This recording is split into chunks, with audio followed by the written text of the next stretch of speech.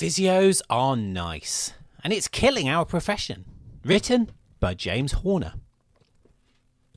Putting the finishing touches to this article, I skim back over the writer's guide. It encourages me to write boldly and to not be too afraid to offend, because you'll be surprised how polite professional challenges are in our industry.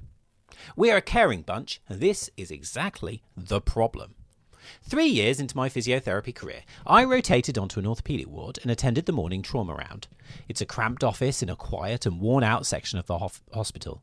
X-ray after X-ray flashes up on a large projector at the front of the room, and one by one the consultants discuss their patients and what intricate method of carpentry they will be using.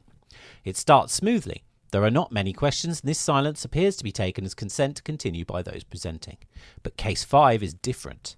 Heads look up, Candy Crush is paused, and the temperature of the room heats up.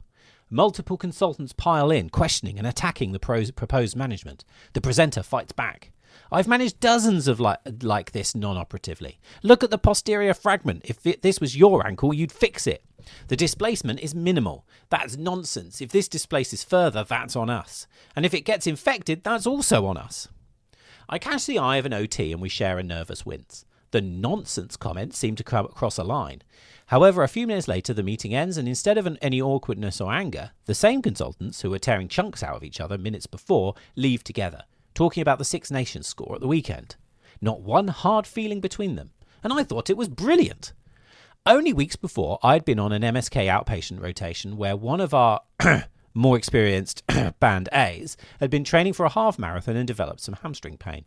They were complaining during team training about how they tried everything to resolve it without avail. Everything seemed to be that they had been doing frictions on their hamstring. But instead of professional disagreement or debate, there was just meek silence from us all, just a few quiet comments later in private. Some even played along at the time, humouring the outdated practice. We are a caring bunch, but we can be incredibly fragile.